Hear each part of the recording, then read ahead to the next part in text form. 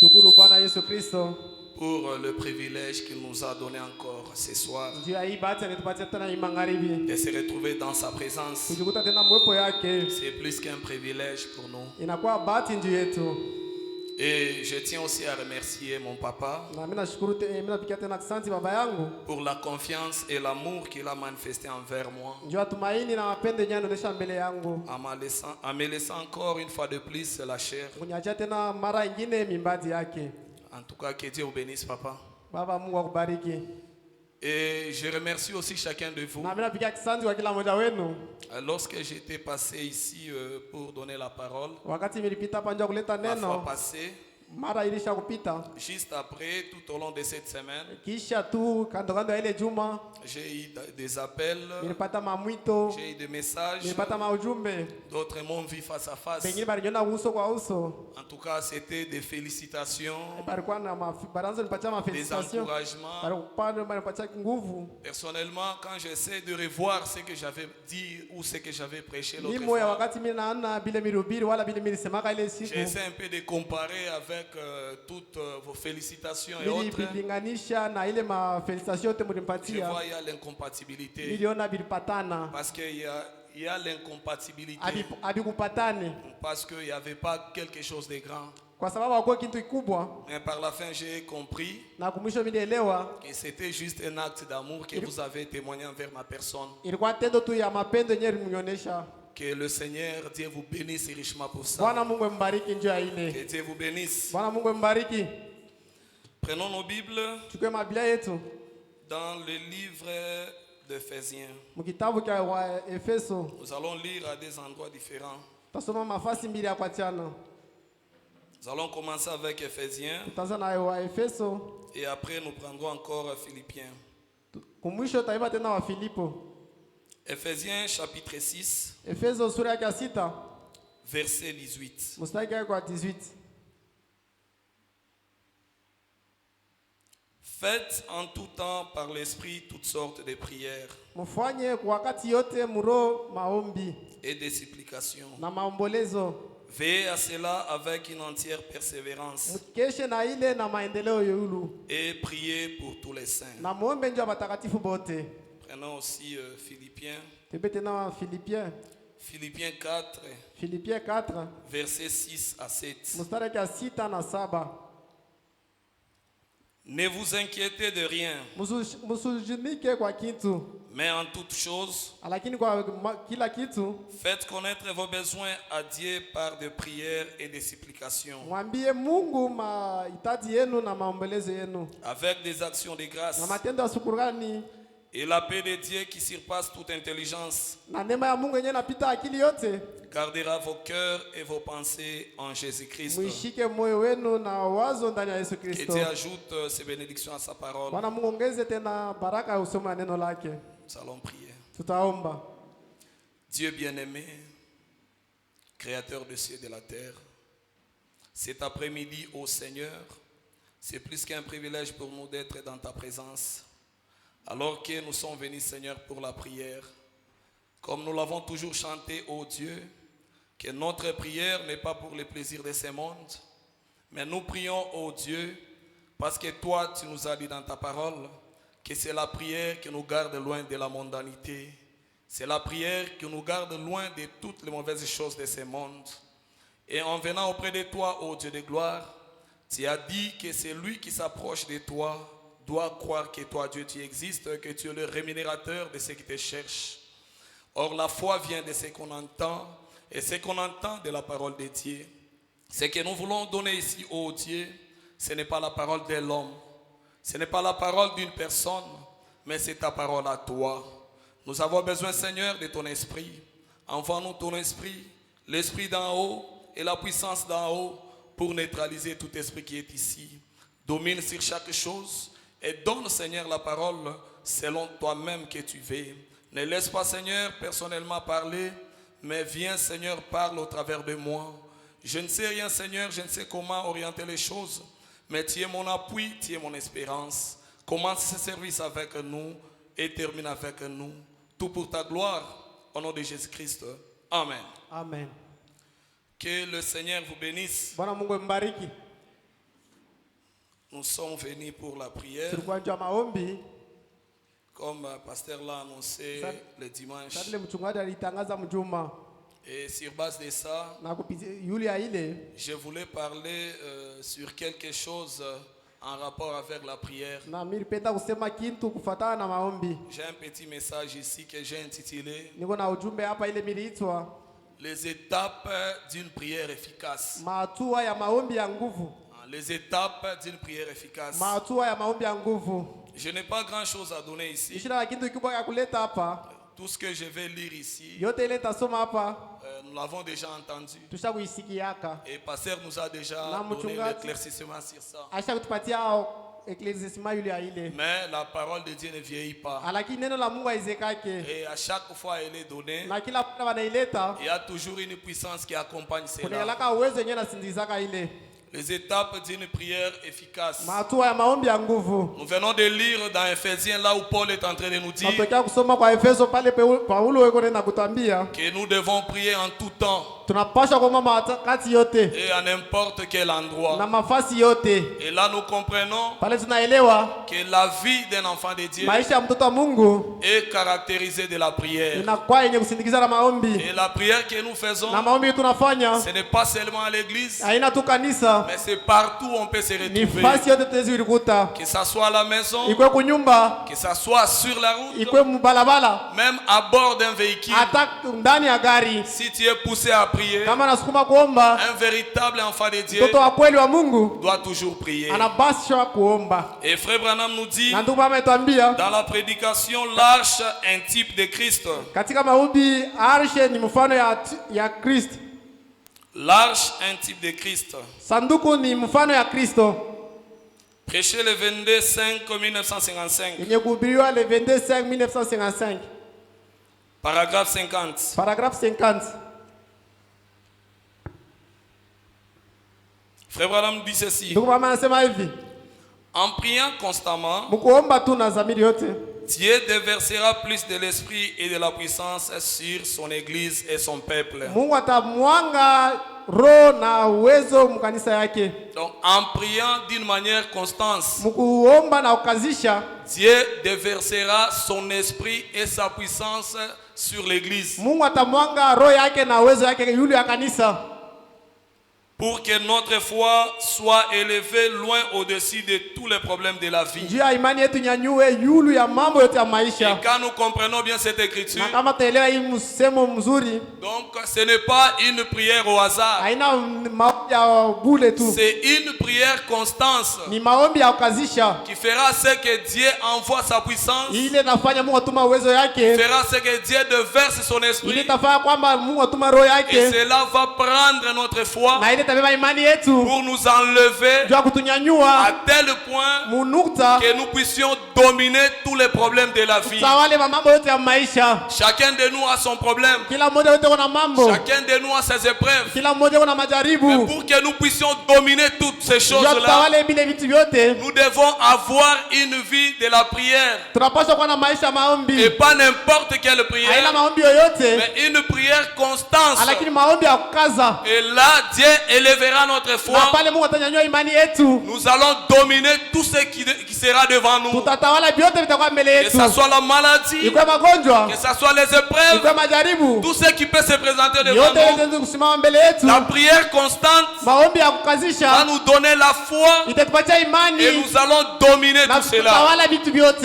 Et Frère Branham nous dit Na ndugu encore mama anasema tena, que la prière, maombi c'est la force la plus vitale ni nguvu ya que Dieu haraka a donnée à l'homme. ile Mungu alipatia mtu. La prière, c'est la force la plus efficace Maombi ni nguvu ya nguvu que sana Dieu a donnée à l'homme. ile Mungu alileta kwa mtu. Et ailleurs, il nous dit Na encore kwa sababu inatuambia que la prière change des choses. maombi inabadilisha vitu. La prière change la maladie en guérison. Maombi inabadilisha magonjwa matunzo. La prière change les problèmes en solution. Maombi inabadilisha mambo kujibu. La prière change la mort à la vie. Maombi inabadilisha lufu kumuzima. Et il nous dit encore Na nitambia tena que la prière, c'est l'arme la plus puissante qui est entre les mains de l'homme. maombi ni silaha ya nguvu yenyewe kwa mikono ya mtu. L'arme la plus puissante qui est entre les mains de l'homme. Silaha yenyewe ya nguvu yenyewe kwa mikono ya mtu. Maintenant, pensons un peu sur ça. Tuwazie yule ya ile. La parole nous dit Neno inatuambia que le naturel typifie le vya spirituel. kimwili vinaonyesha vya kiroho. Quand on parle d'une arme, Wakati tunasema yule silaha, nous voyons tous c'est quelque chose que l'homme détient pour se défendre ou pour attaquer avec. ni kitu kile mtu ako nacho njoo kujichunga wala njoo kushambulia nacho. Et quand un soldat ou un combattant se retrouve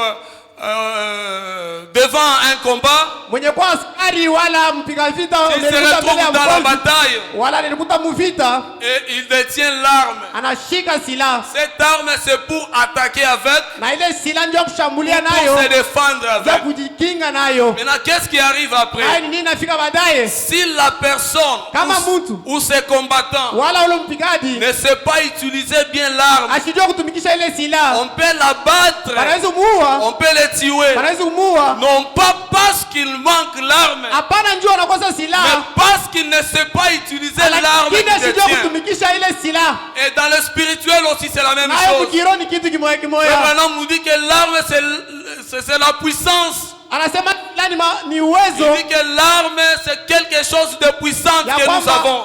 maombi ni silaha ile tuko Mais nayo. si nous ne savons pas comment l'utiliser, Na anasema kama tujue kuitumikisha, le diable peut se retrouver devant nous shetani anaweza kukuta mbele et yetu il va nous abattre. atetupika. Mais voyez maintenant, Sasa muone si le diable venait auprès de nous kama shetani anakuwa mbele et yetu nous avons l'arme na tuko na silaha et nous savons comment l'utiliser, na tunajua namna gani ya là on kuitumikisha, peut se défendre. pale tunaweza kuidefendre. Regardez dans la Bible, Mwangalia Biblia, Jean-Baptiste avait ses disciples. Yohana Mbatizaji alikuwa na wanafunzi yake, Il avait enseigné ses disciples alifundisha wanafunzi wake la manière dont ils devraient prier. namna ile walipaswa kuomba. Et Jésus-Christ aussi, lorsqu'il est venu, Na Yesu Kristo wakati alikuya, ses disciples l'ont posé la question. wanafunzi wake walimuuliza, Ses disciples l'ont demandé, wanafunzi wake walimuuliza, Maître, mwalimu, apprends-nous à prier utufundishe kuomba comme Jean l'a appris à ses na disciples. vile Yohana alifundisha wanafunzi Et wake, Jésus les a enseignés na comment prier. Yesu alibafundisha namna gani Et ya dans kuomba. cet âge où nous sommes, Amu kizazi tuko nous avons aussi notre Jean-Baptiste. tuko naye na Yohana Mbatizaji Il est wetu venu, alikuya, il nous a enseigné comment nous devons prier. alitufundisha namna gani tunapaswa kuomba, Et au-dessus de ça, na yule ile il a éclairé aussi l'enseignement que Jésus avait donné. alitangazia hata mafundisho ile Yesu alileta, Parce qu'aujourd'hui dans le monde, kwa sababu leo dunia il y a des gens qui sont en train de prier kwa watu wako naomba en mettant la récitation. kuweka tu kusemununa. Dieu n'est pas dans la Mungu récitation. ashina kusemununa. Dieu n'est pas dans les bonnes paroles que vous allez Mungu prononcer. ashina msemo mzuri ile Il y a tasema. d'autres qui cherchent même comment fignoler. Huko watu wanatafuta namna gani ya kusema Ça, mzuri. c'est les superficiels. Ile ni vya yulu. Mais prier, Lakini kuomba c'est entrer en profondeur. kuingia muupano. Et Frère Branham nous dit, Na ndugu baba anasema quand nous allons prier, wakati tutaomba, quand nous voulons prier, wakati tunapenda kuomba, la première des choses que nous kitu cha devons faire, kwanza kile tunapaswa kufanya c'est la petite adoration. ni kuabudu Donc kidogo. nous devons adorer Tunapaswa kuabudu. de la même façon que les disciples de Jésus faisaient. Namna kwamba vile wanafunzi wanaanza kufanya. Branham a éclairci cette écriture. Branham aliweka wazi ile Laissez-moi andiko. vous dire, Niache niambie, nous lisons la Bible tunasoma Biblia. ou nous entrons dans la Wakati Bible tunaingia mu Biblia, avec les lunettes de prophète. makalashi ya manabii. Sans le prophète, Bila nabii nous n'allons pas comprendre ce qui est écrit. hatutaelewa kile kenye Parce que la Bible, kwa sababu Biblia c'est le chant des prophètes. ni mimbo ya manabii. La Bible, Biblia ce sont les prophètes qui comprennent bien la ni Bible. manabii wanaelewa mzuri Biblia. Frère Branham nous Na dit, ndugu Branham anatuambia, Quand nous voulons prier, wakati tunapenda la kuomba, première des choses, kitu cha kwanza nous devons d'abord faire une petite adoration. tunapaswa kuabudu kidogo. Dans la prédication, Kati ya mahubiri, le surnaturel, atmosphère spirituelle. le surnaturel atmosphère spirituelle. Prêché le 29 janvier Yenye 1956. kuhubiriwa le 29 janvier 1956. Paragraphe 34. Paragraphe 34. Frère Branham nous dit ceci. Ndugu mama anasema hivi,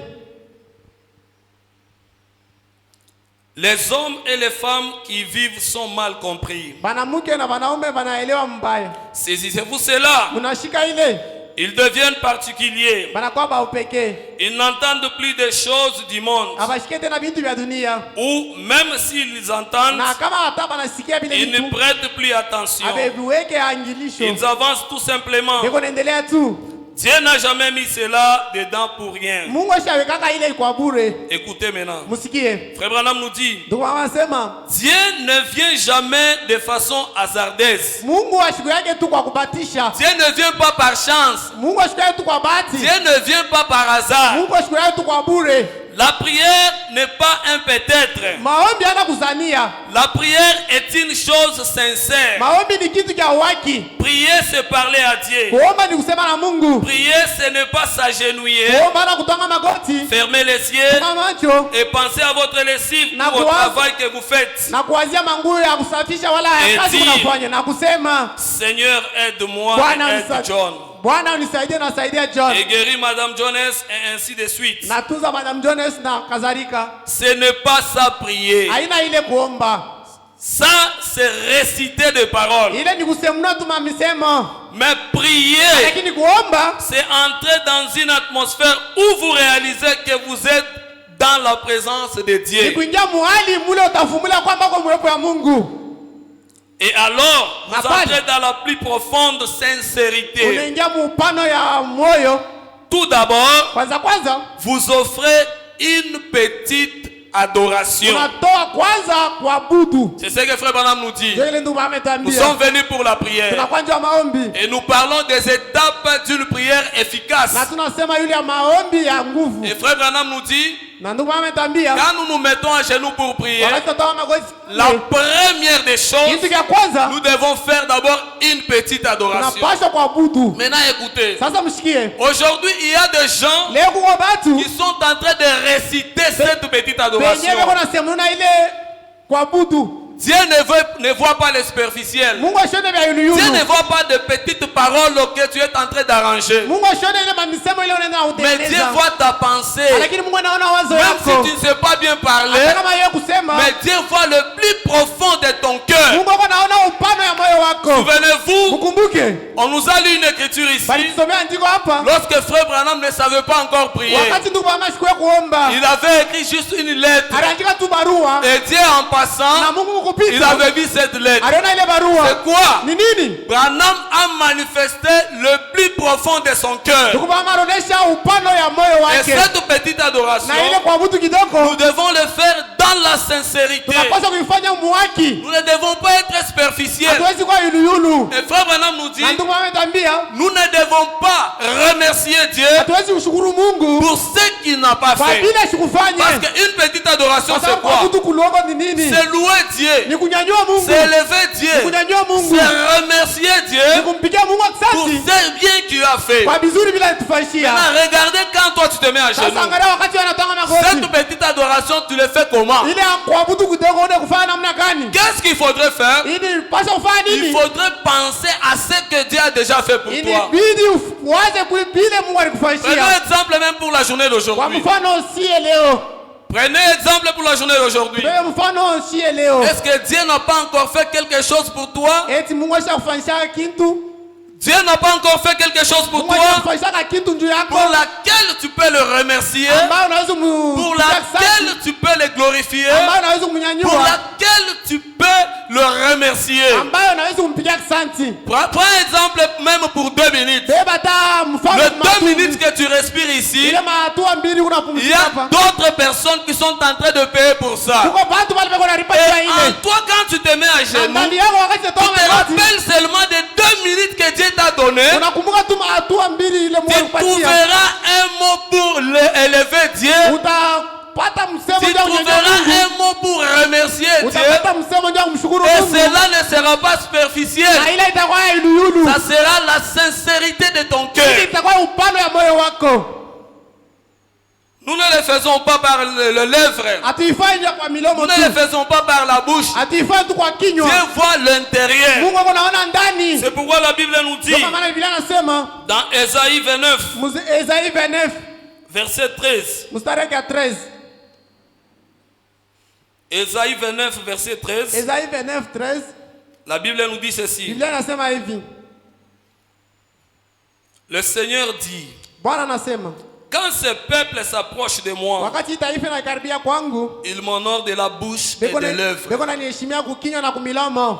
mais son cœur lakini moyo wake est éloigné de moi. iko mbali na Et mie. la crainte qu'il a de moi Na boka buleko nabo juu yangu n'est qu'un précepte des traditions humaines. inakuwa tu maagizo ya batu. Ah, donc ce sont les lèvres. Ni milomo tu. Donc ce sont les superficiels. Ni vya yuluyulu tu. Donc tu es en train de le faire d'une manière superficielle. Unaenda kujifanya tu yuluyulu. Pourquoi? Juu ya nini? Parce que tu ne penses pas à ce que Dieu a fait pour toi. Auwaze kile Mungu Tu alikufanyia. ne trouves pas quelque chose pour laquelle tu peux remercier Dieu. Haupate kitu ambayo unaweza kumshukuru Mungu. Et Frère Branham nous dit Na ndugu wangu anatuambia que Dieu n'exaucera jamais la prière d'un pécheur. Mungu asitakubali kama maombi ya mtenda dhambi. Si nous venons prier, Kama tutakuwa kuomba, nous avons fait l'adoration d'une bonne manière. tulifanya kuabudu mnamna mzuri. La deuxième des choses, Kitu cha pili, nous devons se sanctifier. tunapaswa kulitakasa Parce que sans cela, kwa sababu bila ile Dieu ne peut pas recevoir ton problème. Mungu asitapokea mambo yako. Dieu ne peut pas te recevoir. Mungu asitakupokea. Pour que Dieu arrive au point de te Mungu recevoir, afike mkipimo tu kupokea. dois te sanctifier. Inabidi ulitakase. Tu dois être pire. Unapaswa kuwa safi. C'est pourquoi Frère Branham nous dit, Ndio kama ndugu wangu anatuambia dans la prédication, katika mahubiri, la réaction à une action, réaction inaction. prêchez le 10:8-59, Prêcher le 18:59. paragraphe 4. Paragraphe 4. Frère Branham nous dit ceci. Ndugu wangu anasema hivi. Et j'aimerais dire ceci. Mimi napenda kusema hivi. Dieu n'exaucera jamais votre prière Mungu asitakubali maombi yako. tant que vous cachez l'iniquité dans votre cœur. Sababu ile naficha uovu ndani ya moyo Il wako. ne le fera pas. Haitaifanya. Dieu pourra. Mungu anawezi. La Bible dit là, je pense dans 1 Jean 3, Biblia inasema mimi nawazia Yohana 3, si notre cœur ne nous condamne pas, kama moyo wetu haikutuhukumu, nous avons alors de l'assurance devant Dieu. tuko na hakikisho mbele ya Mungu. Nous nous mettons à genoux Tunatoka magoti et nous ne nous reprochons pas de rien. na tuikaribishe kukintu. Notre cœur ne nous condamne pas. Moyo wetu haituhukumu kukintu. Là, nous avons de l'assurance devant Dieu. Pale tutakuwa na hakikisho mbele ya Mungu. Là, Dieu va agréer notre Pale prière. Mungu atakubali maombi yetu. C'est-à-dire, Ni kusema si nous n'avons aucune condamnation dans nos kama cœurs, tuna na hukumu ndani ya moyo wetu, Dieu fera quelque chose. Mungu atafanya kitu. Et la Bible nous dit, Na Biblia inatuambia dans 1 Jean 1er, mu 1 Jean 1 verset 8 à 9, mstari wake wa 8 kufika ku 9. si nous disons que nous n'avons pas de péché, nous nous séduisons nous-mêmes. Kama tunasema tuna na madhambi tunalitongoza shi benyewe. Et la vérité n'est point en nous. Na ukweli haina ndani yetu. Si nous confessons nos péchés, Kama tunakiri dhambi yetu, il est fidèle yeye ni mwaminifu et juste na mwenye haki pour nous les pardonner ndio kutusamea et pour nous purifier de toute iniquité. na ndio kututakasa kwa maovu yote. Nous sommes venus dans le monde, Tulikuwa mdunia nés dans le péché, penye kuzaliwa mzambi, conçus dans penye l'iniquité, kutungia muovu, venant au monde penye kuwa mdunia en prononçant des mensonges. mkusema ongo. Donc tout ce que nous Ni sommes kusema yote tuko n'est que le péché. inakuwa tu ni dhambi. Mais quand nous nous disons de nous-mêmes Lakini kama tunasema ndani que yetu nous n'avons pas de péché, hatuna dhambi, nous nous trompons de nous-mêmes. tunalanda shi Mais benyewe. regarde quand tu dis ça, Angalia wakati unasema ile, tu trompes qui? uko nalanda Tu nani? te trompes Uko toi-même. nalanda wewe Parce moya. que Dieu ne va pas exaucer ta Kwa prière. sababu Mungu asitakubali maombi Pour que yako. Dieu exauce ta Na prière, Mungu akubali maombi tu yako, dois être sincère envers toi-même. inabidi uwe mwenye haki Avant peke d'être yako. sincère avec Dieu, Mbele ya kuwa mwenye haki na tu Mungu, dois être d'abord sincère avec toi-même. inabidi uwe mwenye haki peke yako. Et Frère Branham nous dit, Na ndugu ametuambia dans la prédication, katika mahubiri, où est partie ta force, Samson? nguvu yako inaenda wapi Samson? Et chez les 2-7, Prêcher le 2:7 1959, 1959, paragraphe D. paragrafu yake ya pili. Frère Branham nous dit ceci. Ndugu ametuambia hivi, C'est très bon d'être ici ce soir. ni mzuri kwa hapa asubuhi magharibi, Et aussi pour cette grande opportunité de m'adresser à ce groupe le plus bienveillant de chrétiens. na hii bahati kubwa njoo niseme na hii kundi ya Wakristo, Et mes salutations à vous tous. na salamu yangu kwenu mwote. Et ces jours que j'ai passés ici Na ont masiku- été... Et ces jours que j'ai passés ici Na masiku ile mnapitisha hapa ont été les jours les plus glorieux de ma vie. ilikuwa masiku ya utukufu maisha yangu. Et ce matin, Na hii asubuhi écoutez bien, msikie mzuri, et ce na matin, hii asubuhi alors que j'ai confessé quelque chose de mal que j'avais fait. Wakati nilianza kukiri kitu kibaya kile nilifanyaka, Là, c'est le prophète de l'âge. pale ni nabii wa Lui qui kizazi, est l'enseignant de l'âge. yeye mwenye mwalimu wa kizazi. Ici, Hapa il était en train de confesser le mal anaanza kukiri mabaya qu'il avait fait. ila alifanyaka. Ministre après ministre. Mtumishi yule ya mtumishi, Et homme d'affaires après homme na d'affaires. mfanyabiashara yule ya M'ont mfanyabiashara, rencontré en pleurant là derrière. bali nikuta na kuria kule nyuma. D'aller et de prier jusqu'au bout. Na Regardez frère Branham, qu'est-ce qu'il veut nous dire ici? muone hapa ndugu, anapenda utambia nini Avant d'entrer dans la prière, mbele ya kunyama maombi. frère Branham est allé, Ndugu mama alienda, il a confessé ses péchés, alikiri zambi yake, il a confessé ses mal. anakiri mabaya Frère yake. Branham, c'est notre modèle. Ndugu mama ni mfano wetu. Nous aussi, Shie pia quand nous venons pour prier, wakati tunakwenda nous kuomba, devons confesser le péché. tunabidi tukiri zambi yetu. Par quel moyen? Munamna gani? De la manière que frère Branham l'a fait. Munamna ile ndugu mama alifanya. Nous ne le faisons pas directement à Dieu, Tuifanye pale desha kwa mais Mungu. nous confessons d'abord les péchés les uns aux autres. Tunakiri zambi yetu mmoja na Et mwingine. après avoir confessé le péché les uns aux Nyuma autres, ya kiri zambi yetu mmoja na mwingine, là on peut maintenant entrer dans la prière pale tunaweza kuingia maombi pour confesser le péché ya kukiri zambi pour les uns aux autres à Dieu. jua pengine na pengine kwa Je crois que vous Mungu. me comprenez bien. Naelewa, mnanisikia mzuri. Et la Bible nous dit Na Biblia inatuambia dans Jacques 5, mu Jacques 5 versets 15 à 16, mstari wa 15 kufikia ku 16, la prière de la foi sauvera le malade. maombi ya mwenye imani itakuwa La prière de mgonjwa. la foi sauvera le malade. Maombi ya mwenye imani itakuwa mgonjwa, Et le Seigneur le relèvera. na Bwana atainyanyua. Et si il a commis de péché, Kama alitenda zambi, il lui sera pardonné. itasamewa. Confessez donc vos péchés les uns aux autres Mukiri mazambi yenu kumoja na mwingine, et priez les uns pour les na autres muombeane mmoja na mwingine, afin que vous soyez guéris. juu mutunziwe.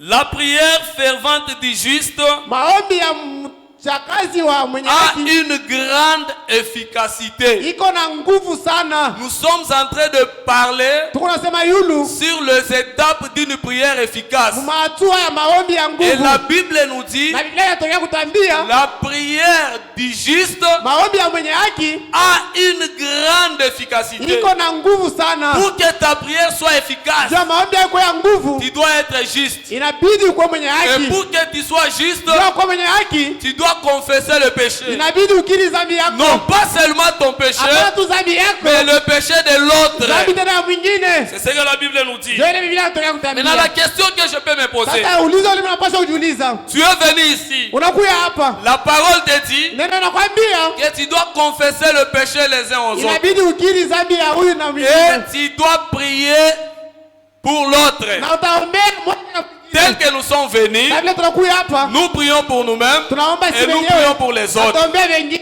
Maintenant, la question que je peux vous poser, Sasa ulizo lete muuliza, comment vous allez prier pour quelqu'un namna gani utaombea mtu au moment où vous venez de parler en mal contre lui? wakati unataka kusema vibaya yule yake? Comment vous pouvez prier pour votre soeur Namna gani unaweza kuombea dada au yako moment que vous venez de le critiquer? namna ile unataka kumshimanga? Comment est-ce que vous pouvez prier pour votre frère Namna gani unaweza kuombea ndugu yako au moment où vous venez de parler en mal contre lui? namna ya kwamba unataka kusema vibaya Mais yake? la Bible te dit, Na Biblia inataka kwa avant que tu puisses demander mbele ya kuomba tous ces dons que tu as besoin, yote ile kuna lazima, avant que tu puisses demander mbele ya kuomba tous ces dons que tu as besoin, mazawadi yote kuna lazima, d'abord, kwanza tu dois confesser le péché, inabidi ukiri tu dhambi, dois prier pour toi inabidi uliombee et confesser le péché de na l'autre ukiri dhambi ya mwingine et prier aussi pour na l'autre. kumwombea, Mais toi, tu auras ce courage-là lakini utapata ile après avoir critiqué votre kisha frère, kusimanga ndugu yako, après avoir critiqué votre kisha soeur. kusimanga dada Tu yako, auras le courage de prier unapata pour lui. ile hodari ya kumwombea.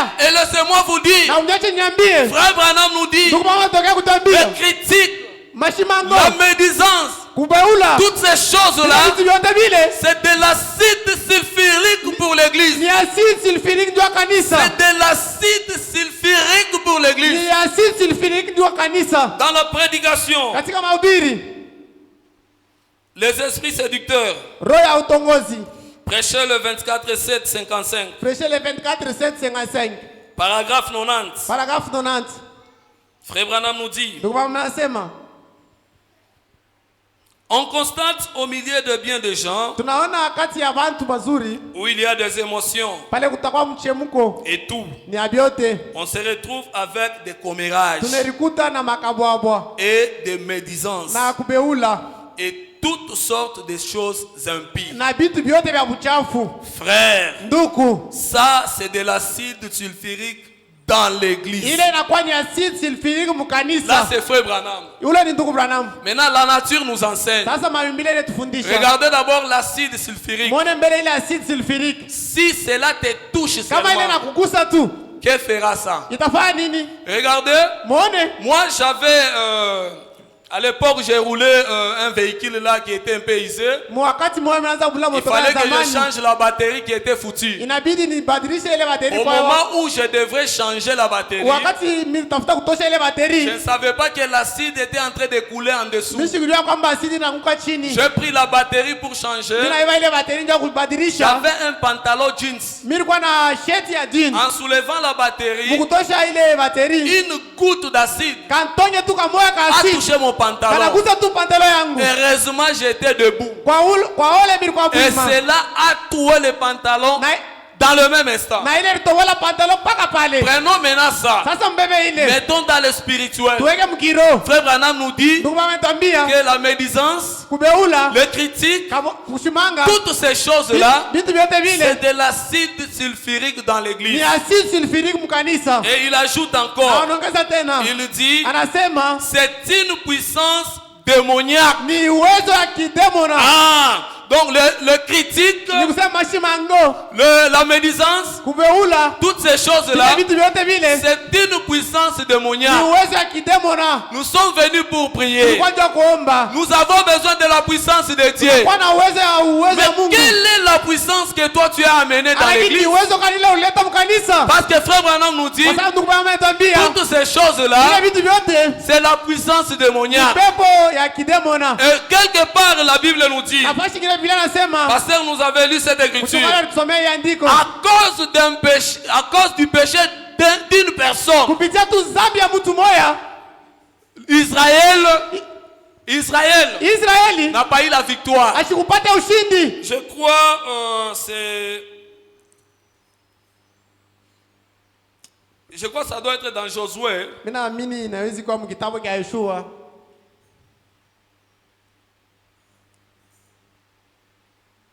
Ok.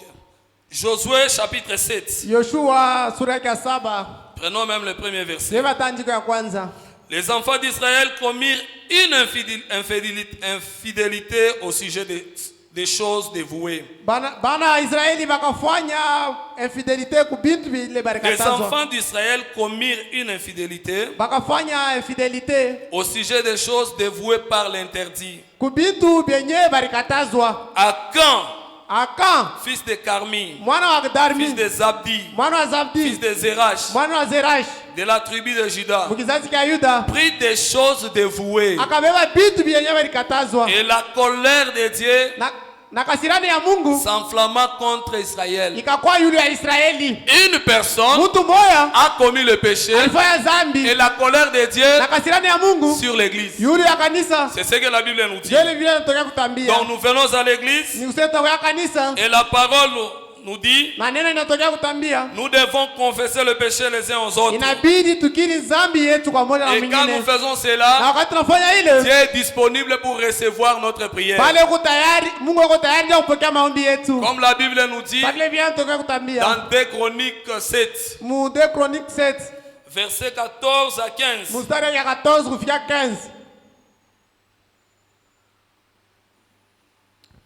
2 Chroniques 7, 2 Chroniques 7, verset 14 jusqu'à 15. mstari ya 14 kufikia La 15. Bible nous dit ceci. Biblia inasema hivi, Si mon peuple, kama taifa yangu sur qui est invoqué mon nom, ambao bako na s'humilie beko na ita njina yangu banirishusha. Prie Banaomba. et cherche ma face. Na wanatafuta uso yangu. Et s'il se détourne de ses mauvaises voies, Na kama banenda mbali na ile manja mbaya, je l'exaucerai de cieux. miteka bakubali kumbingu. Je lui pardonnerai son péché Na nitamsamea dhambi et yake. je guérirai son pays. Na mitatuza Je nchi peux yake. lire cela d'une autre manière. Ninaweza isoma mnamna ingine. Si épouse parole tabernacle Kama viharusi neno qui invoque l'Éternel, inaalika Bwana, s'humilie, inarishusha, prie et cherche la face de Dieu, inaomba na inatafuta uso ya Mungu. et s'il se détourne de ses mauvaises voies, Kama ina mbali na manja yake mbaya, Dieu l'exaucera de cieux. Mungu atakubali Et kumbingu. Dieu pardonnerait son péché. Na Mungu atasamea mazambi Et yao. Dieu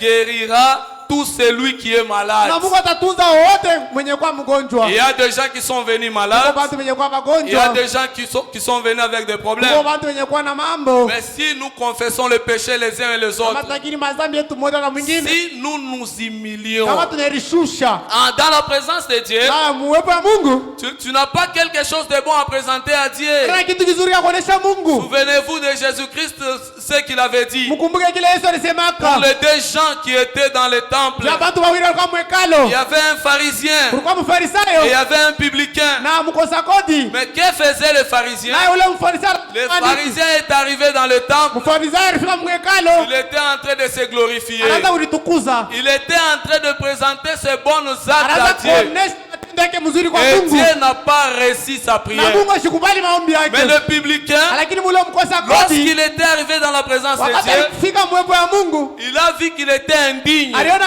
kustahili, Il s'est humilié. Et alinishusha. après avoir s'humilié, Kisha kujishusha, il a confessé ses péchés. alikiri dhambi yake Et Dieu lui a pardonné. na Mungu Et alimsamea. Dieu a répondu Na favorablement à sa Mungu- prière. na Mungu alijibu maombi Et yake. cela doit être notre position. Ndio ilipaswa kwa msimamo Nous wetu. n'avons pas de bonnes œuvres à présenter à Dieu. Hatuna matendo mzuri ya Mungu. Un chrétien Mkristo n'est pas orgueilleux. asina na kiburi. Un chrétien Mkristo ne voit pas le péché de l'autre. ashonake dhambi ya Si mwingine. toi tu es dans l'église Kama wako mkanisa en train de voir le péché de l'autre, unaona dhambi ya mwingine, c'est de ni l'orgueil. kiburi. Mais toi tu es aussi pécheur. Lakini wewe kumtenda Toi dhambi. aussi tu as de mauvaises choses. Wewe kuna vitu vibaya. Pourquoi t'intéresses-tu seulement à Ndio l'autre? inaangalia tu vya mwingine. Frère Branham nous dit, Ndio mama anasema quand vous venez à l'église, wakati na Dieu doit vous parler. Mungu anaweza kusema na Vous wewe. êtes venus ici pour que Dieu vous parle. Kuya hapa ndio Mungu asema na Tu n'es wewe. pas venu ici pour que Dieu parle ton frère. Kuya hapa ndio Mungu asema na Tu ndugu n'es yako. pas venu ici pour que Dieu parle ta soeur. Kuya hapa ndio Mungu asema na Mais baba tu es yako. ici pour que Dieu te parle. Lakini ulikuwa hapa ndio Mungu asema na Mais wewe. lorsqu'une écriture sort ici, Wakati andiko natoka tu hapa, commences à regarder ton frère. unaanza kuangalia ndugu Tu yako. commences à regarder ta Unaanza soeur. kuangalia tata yako. Un chrétien n'est pas orgueilleux. Mkristo shikana na Un kiburi. chrétien a toujours été humiliant. Mkristo nikalawa Et kurishusha. quand nous venons dans la présence Wakati wa de Dieu, kuwepo ya Mungu, Dieu est saint. Mungu ni mtakatifu. Nous avons des péchés. Si tuna mazambi, Après avoir fait cette petite adoration, kisha kufanya kwa mtu nous kidogo, devons confesser le péché tunabidi kukiri mazambi yetu. dans la sincérité. Muwaki. Parce que l'œuvre, Kwa sababu milomo ce que nous parlons, kile tunasema, Dieu ne voit pas ça. Mungu ashonaka Il ile. voit nos intentions Mungu internes. eko naona mania yetu ya ndani. Et frère Branham nous dit, Na ndio maana ametuambia quand nous terminons ces wakati étapes-là, waisha ile nous mahatua, avons bien fait l'adoration. tulifanya kwa mtu kuzuri. Nous avons confessé le péché les uns aux autres de la bonne manière. Lakini mazambi yetu moja na namna ya Et kweli. Dieu nous pardonne. Na Mungu Et anatusamea. quand Dieu nous pardonne, Wakati Mungu anatusamea, en ce moment-là, mwile wakati nous devons maintenant demander. tunapaswa sasa Nous kuomba. avons de l'assurance Tunahakikisha que Dieu va nous répondre à notre ya prière. kwamba Mungu atajibu maombi Et yetu. comme la Bible nous dit, Kwa vile Biblia inasema dans Matthieu 7, mu Mathayo 7 verset 7, mstari wa 7 tena. la Bible nous dit ceci. Biblia inasema hivi. Matthieu 7, verset 7. Mathayo 7 sura ya 7. Nous allons lire jusqu'au verset 11. Tunasoma kufikia mstari wa 11. La Bible nous dit, Biblia inasema demandez et l'on vous donnera. mpatia. Venez-vous, c'est après avoir confessé nos péchés.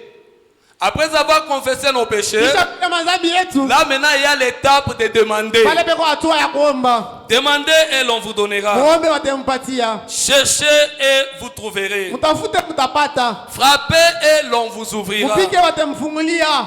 Car quiconque demande reçoit. Kwa maana wote ataomba atapokea. Celui qui cherche trouve. Mwenye kutafuta atapata. Et l'on ouvre à celui qui frappe. Panafungulia kwa wale alikonkola. Là, c'est la parole de Dieu. Hii ni neno la Mungu. Et frère Branham nous dit Na ndugu anasema que Dieu est redevable à sa parole. Mungu eko nalipa kufuatana na neno lake. Dieu Mungu doit répondre à sa parole. alibidi adibu kwa neno lake. Si lui a dit, Kama yeye anasema demandez, muombe on vous donnera. atampatia. Certes, si vous avez présenté une bonne condition devant Ni Dieu, kusema kama analeta msimamo mzuri mbele ya Mungu. si vous êtes en ordre avec Dieu, Kama uko msawa na Mungu. si vous avez déjà confessé vos péchés, Kama unakiri dhambi yako. Dieu va répondre à sa prière. Mungu atajibu kwa maombi Il va yako. répondre à sa parole. Atajibu kwa neno Parce que lake. lui, il est redevable à sa Kwa sababu parole. yeye analibwaka kwa neno lake. Verset 9.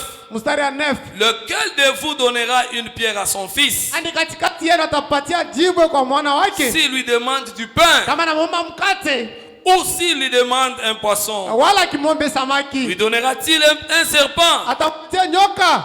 Si donc méchant comme vous l'êtes, Ikiwe mweye baovu sa vile muko. vous savez donner de bonnes choses à vos enfants, Mnajua kupeleka vitu vizuri kwa watoto yenu. à combien plus forte raison Mara ngapi votre Père qui est dans le baba yenu ciel aliye mbinguni donnera-t-il de bonnes choses à ceux qui lui demandent? atapewa vitu vizuri kwa wale Dans wanamuomba? le naturel, Mwili si toi tu es avec ton fils, kama yuko na mwana wako, s'il a besoin de quelque kama yuko chose, lazima na kitu, un enfant poli, mwana un enfant qui respecte ta conduite, mtoto mwenye anafuataka mwongozaji un wako, enfant qui est obéissant, mtoto mtiifu, un enfant qui s'humilie, mtoto mwenye s'il anashushaka, s'approche devant toi qui es son père, kama nilikaribia mbele yako wewe en baba yake demandant quelque chose, kuomba kitu, tu seras disponible utakuwa tayari à lui donner. na kumpatia. Même si tu n'en as pas, Hata kama una tu nacho, feras le tout possible. utafanya namna yako yote. Pourquoi?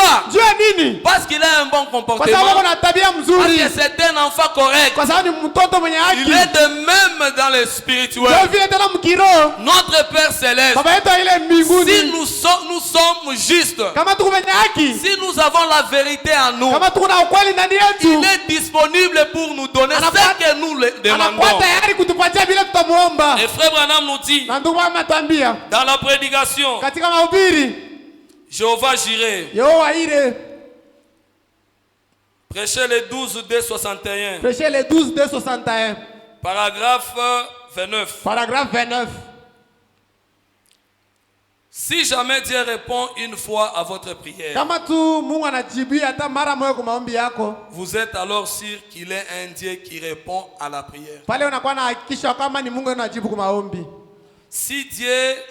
Si jamais Dieu répond une fois à votre prière, Kama tu mara moja Mungu anajibu maombi yako, non, si Dieu a déjà répondu à ta prière, kama Mungu asa kujibiaka kwa maombi yako, vous êtes alors sûr pale unakuwa na hakika qu'il est un Dieu qui répond à la prière. ya kwamba ni Mungu kwa anajibu maombi. Ah, donc cela va te servir comme la foi. Ile itakusaidia sa imani. Donc tu es venu pour prier, Useme unakuwa njoo kuomba, tu as des besoins, uko na tu as mahitaji, des problèmes, uko na mambo, tu arrives auprès de Dieu, unafika mbele ya Mungu, tu pries. unaomba. Mais si Dieu a déjà exaucé même une fois ta Kama prière, Mungu ashakubalika hata mara moja maombi que yako, cela te serve na ile kusaidie comme appui, sa tegemeo, comme espérance. sa tumaini. Aujourd'hui, Leo lorsque tu seras à genoux wakati utakuwa kwa magoti en priant Dieu, kuomba Mungu, te rappelle même de ce que Dieu a déjà fait pour toi. ukumbuke hata kile Mungu Que cela ashakufanyia, soit un fondement pour ile toi. kwa misingi juu Et yako, cela te donnera la foi. ile itakupatia Si imani. tu étais une fois malade Kama ulikuwa mara ingine et mgonjwa qu'il t'avait guéri na ce jour-là, alikutunza ile siku, il est plus que capable de te guérir même yuko aujourd'hui. tena uweze kutunza hata leo, Cela te donne l'expérience. ile kupatia tumaini. Regardez David, Mwone Daudi lorsqu'il s'est retrouvé devant Goliath, wakati alikuta mbele ya Goliathi, qu'est-ce qu'il était fondé sur quoi? alisimama Il yule ya s'est nini? appuyé sur quoi? Alisimamia yule ya nini? David,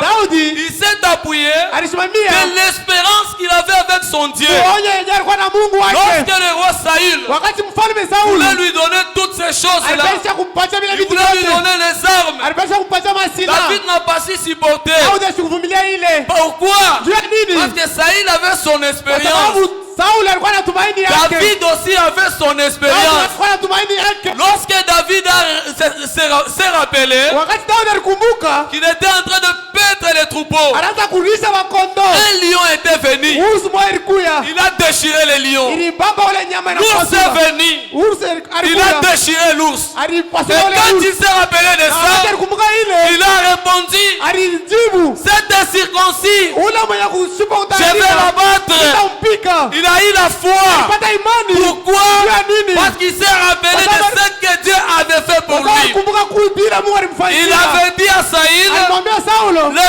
même Dieu ule Mungu mmoja qui m'a sauvé mwenye aliniokoa lorsque l'ours est venu, wakati ule ursu le alikuya. même Dieu Ule Mungu qui mmoja m'a sauvé mwenye aliniokoa lorsque le lion est wakati venu, simba alikuya. le même Dieu Mungu mmoja est plus que capable ako na uwezo d'abattre cet ya incirconcis. kupigana na ule Mungu. Et laissez-moi vous dire, na mwache nimwambie, aujourd'hui vous êtes venus malades, leo unakuwa mgonjwa, aujourd'hui vous êtes venus avec des problèmes, leo unakuwa na mambo, mais le même Dieu lakini ule Mungu qui mmoja avait répondu l'autre fois, mwenye alijibu ile le wakati, même Dieu ule Mungu qui mmoja t'avait accordé la guérison, unataka matunzo. aujourd'hui, Leo si tu es sincère, kama si ukutaka tu confesses tes péchés, na kiri dhambi il yako, est disponible. uko tayari Il veut t'accorder la atapata guérison. matunzo. Non pas parce que tu demandes, Hapana tu ndio unaomba, parce qu'il est redevable kwa à sa sababu yeye parole. anajibwaga kuneno Et lake. frère Branham nous Na dit Mungu ametwambia que toutes les promesses, malako yote c'est pour les enfants de Dieu. ndio watoto wa Mungu. Toutes les promesses, Malako yote c'est pour ni nous.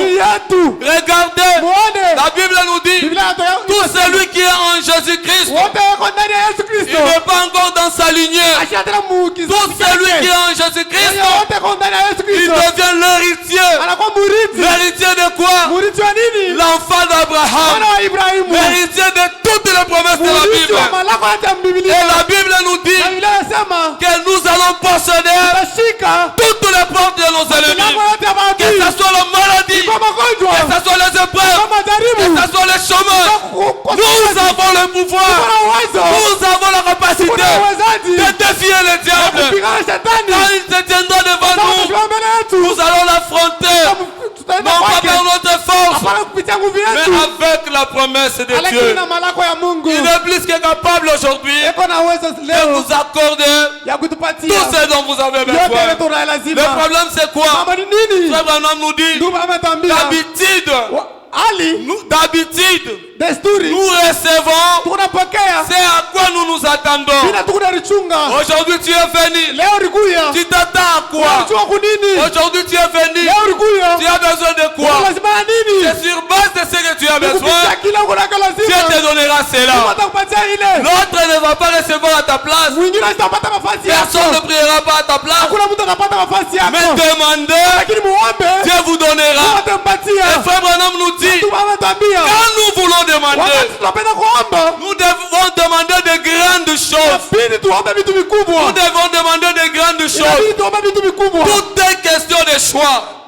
Toi, tu as besoin de quoi? Mungu lazima ya nini? Tout ce que tu as besoin, Yote kuna Dieu lazima. va te donner. Mungu atakupatia. Et quelque part encore, Fasi frère vile Branham tena. nous dit Ndugu ametambia. que les grandes choses Vitu vikubwa sont si faciles à recevoir vyepesi kuipokea. que de petites choses. Sana vitu kidogo. Laissez-moi vous dire, Mwache nimwambie. dans l'âge où nous sommes, Hii kizazi tuko. nous avons besoin de grandes Tuko choses. lazima ya vitu Nous vikubwa. avons besoin de grandes choses. Pourquoi? Tuko lazima ya vitu vikubwa. Parce que le message que nous avons reçu, Ujumbe ili tulipokea. c'est un message super. Ujumbe Pas pour faire de petits croyants, anajua kufanya mais pour faire de grands temps. Lakini kutufanya watu Dieu wakubwa. est plus que capable. Mungu ako na uwezo yote. Souvenez-vous, Ukumbuke. nous avons besoin du terrain. Tuko lazima na Nous avons mpango. besoin de la parcelle. Tuko lazima na mpango. Mais les choses sont compliquées. Lakini vitu viko kigumu Mais sana. laissez-moi vous dire, Lakini mwache nimwambie. le Dieu qui nous a donné cette partie, Alipatia hii fasi. le Dieu qui nous a donné ce que nous voyons, Alipatia hivi vyote tunaona. il est plus que capable Ako na uwezo tena. de nous donner aussi cette Kutupatia parcelle. ile mpango. Que cette parcelle, Hii mpango. que ce temple nous serve de la foi. Itusaidie Que imani. cela soit notre expérience. Kwa tumaini yetu. Quand tu pries Wakati pour naomba. cette parcelle, souviens-toi Kumbuka. que Dieu Mungu nous a déjà donné alitupatia. un appui. Tegemea Quoi ambayo on peut dire, tunaweza kusema le Dieu de Mungu Branham Abraham nous a déjà donné. alitupatia. Et comme il nous a déjà donné, Alitupatia. il est plus que capable Kama tena uwezo de nous donner. ya kutupatia tena. Le Dieu de Branham Mungu Abraham m'a déjà guéri. Atatuzaka. Comme il m'a déjà guéri, Il est plus que capable de me donner la guérison. Tout dépend de ta foi. Et Frère Branham nous dit que la foi est au-dessus de toutes choses.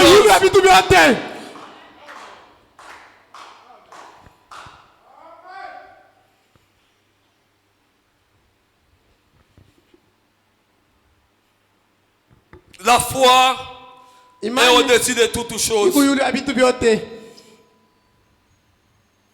Et quand nous demandons, nous devons savoir se positionner. Parce que la Bible nous dit, dans Jacques, chapitre 4, verset 3, la Bible nous dit ceci. Parce que nous parlons des étapes d'une prière efficace.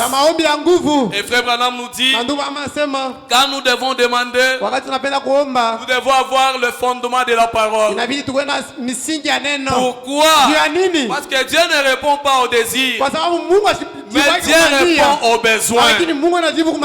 Et la parole, et la Bible nous dit, dans Jacques 4, verset 3, vous demandez et vous ne recevez pas parce que vous demandez mal, dans le but de satisfaire vos passions. Nous sommes venus pour demander. Mais quelle est la manière que nous demandons? Nous demandons quoi? C'est pour se satisfaire ou c'est pour un besoin réel? Parce que quand nous demandons, c'est l'une des étapes de la prière efficace. Mais notre demande doit être fondée sur la parole. Parce que Dieu est redevable à sa parole. C'est pourquoi Jacques nous dit, nous demandons et nous ne recevons pas parce que nous demandons mal. Et Frère Branham quelque part nous dit que le but de notre demande doit être fondé sur la parole. Dans la prédication, les enfants dans le désert, prêcher le 23 11 47. Prêchez le 23 11 47. Paragraphe 11. Paragraphe 11. Eh bien, mes amis, il n'y a qu'un seul moyen pour vous au monde d'être guéri. Vous qui êtes venus malades aujourd'hui, il n'y a qu'un seul moyen pour que vous soyez guéris. Écoutez ce que Frère Branham nous dit. C'est uniquement par la foi entière. Bon. Peu importe à quel point Dieu peut me permettre, par ma propre foi, doter un esprit de vous. Si vous ne partez pas avec la foi en Dieu, pour servir Dieu et lui faire confiance, cela reviendra directement sur vous. Jésus n'a-t-il pas dit, va et ne pêche plus, de peur qu'il ne t'arrive quelque chose de pire. Écoutez maintenant là où j'allais. Frère Branham nous dit, ne venez jamais dans une ligne de prière si vous ne vous attendez pas à servir Dieu le reste de vos jours. Tu es venu malade. Tu es venu pour demander la guérison. Mais après que tu sois guéri, tu penses à faire quoi? Et c'est par là, Frère Branham t'a dit, toi qui es venu malade, si tu viens à l'hôtel pour demander la guérison, tu dois avoir un fondement sur Christ et tu dois t'attendre à servir Dieu le reste de tes jours. Et cela ne sera pas par ta confession, mais Dieu voit le plus profond de ton cœur. Frère Branham nous dit, c'est vrai, n'importe quand, ne menez jamais une vie de pécheur. car votre situation s'empirera. Kwa sababu mambo yako itakuwa mubaya Tu zaidi. es venu pour demander la guérison. Unakuja kuomba matunzo. Dieu te donne la guérison. Mungu anakupatia matunzo. Tu dois redresser maintenant ta vie. Inabidi Si tu retournes dans ta vie passée, kama unarudia maisha kwa la vie zamani, du péché, maisha ya dhambi, cette maladie ile magonjwa reviendra sur toi. itarudia yulu yako. C'est ce que Frère Branham nous dit. Ndio kile ndugu ametuambia. Elle s'empirera davantage. Itakuwa tena mubaya zaidi. Dieu a promis Mungu alilaka. que votre situation sera pire qu'au départ. Mambo yako itakuwa mubaya kushinda hata kumwanzo. Écoutez encore. Mushike tena. N'osez jamais venir. Mushikuye kamwe. Et surtout cet après-midi. Na tena hii magharibi. Surtout cet après-midi. Tena hii magharibi. À vous qui allez venir dans cette ligne de miracle. Kwa mweye mtakuwa muhimu stari ya midiza. À vous qui passeront ici Kwa pour mweye- recevoir de miracles. Kwa mweye mtapita hapa ndio kupokea mamidiza. Frère Branham vous dit, Ndugu mama nimwambia, à vous qui allez venir dans cette ligne de miracles, kwa mweye mtakuwa muhimu stari ya midiza. n'osez pas venir Mushipime, à moins de promettre à Dieu, mushipime kuya kama tu mukilake Mungu, à moins de promettre à Dieu, kama tu amulake Mungu, à moins de promettre à Dieu, mpaka, paka tu mutalaka Mungu de tout votre cœur, na moyo wote et soyez sérieux là-dessus, na mkwe serie yulu ya ile que vous les servirez le reste de vos jours. ya kwamba mtamtumikia kwa mabaki ya masiku yenu. Ah, donc tu viens à Dieu Unakuwa kwa Mungu pour demander tout ce dont tu as kwa besoin. kulomba kile kyote kuna Tu dois lazima. t'attendre à servir Dieu le reste de tes jours. Inabidi ulichunge kutumikia Mungu masiku Servir yako Dieu. yote ya kutumikia Mungu. Ce n'est pas seulement être pasteur, Haina tu kwa mchungaji, seulement être diacre, haina tu kwa shemashi, mais pasteur nous a toujours répété lakini ici mchungaji tuambiaka que hapa tout le monde, si nous bote sommes des serviteurs de tuko Dieu. watumishi wa Mungu. Même ceux qui arrangent cette Hata wale église wanakolopa sont mkanisa des servantes de Dieu. ni vijakashi wa Maintenant, Mungu. lorsque tu vas venir ici ce Lakini soir, wakati tutakuwa hii magharibi lorsque tu hapa, vas t'approcher ici ce wakati soir, tutakaribia hivi magharibi en hapa, toi, ndani tu yako dois avoir un projet de servir Dieu. inabidi kuwe na mapa ya kumtumikia Mungu. Quel que soit là où il voudra que tu le serves. Ingawa fasi la atakutuma Dans la prédication, katika mahubiri, tu connais toutes choses. unajua vitu vyote. Prêchez le 16, Prêchez les 16,52. 16:52. Prêchez le 16, 7,52. Prêchez les 16:7:52. Paragraphe 17. Paragraphe 17. Maintenant, voyez-vous ce que fait la prière. Sasa muone kile maombi kunafanya. En effet, Hivi basi, la prière ne fait pas descendre Dieu vers l'homme. maombi haishushake Mungu kwa mtu. Nous sommes venus pour la prière. Tulikuwa nje maombi. La prière ne fera pas descendre Dieu vers l'homme. Maombi haitashusha Mungu kwa Mais mtu. que fera la prière? Lakini maombi tafanya nini? Frère Branham, donne-nous la réponse. Ndugu bwana mtupatie jibu. La prière Maombi ne fait pas descendre Dieu vers l'homme. haitashusha Mungu kwa mtu. Voyez-vous, Munaona? elle fait monter l'homme vers Dieu. Iko napandisha mtu kwa Mungu. Ah, donc quand nous venons ici, Ni kusema wakati tunakuja hapa, nous entrons dans l'église, tunaingia mkanisa, nous entrons dans la prière, tunaingia maombi, nous cherchons à monter tunatafuta kupanda pour trouver Dieu ndio kukutana na à Mungu. la dimension où il se trouve. Mwatua ile eko. C'est pourquoi la fois passée ici, Lakini na mashiku je ingine crois que c'est hapa. le pasteur Salem, Mimi sijui kama ni mchungaji il nous Salem. a parlé Alitwambia de parvis extérieur, baraza ya le nje, lieu saint fashi takatifu et le lieu très na saint. fashi takatifu Ce ne sont sana. que les dimensions. Ni matua. Quand nous venons prier, Wakati tutakao maombi, Dieu ne descendra pas vers nous, Mungu atashuka kwetu. mais nous allons monter vers Lakini sisi Dieu. tutapanda kwa Mungu. Dans la dimension où il se retrouve. Mwatua ile eko. C'est ce que Frère Branham nous dit. Ndio kile ndio mama anasema.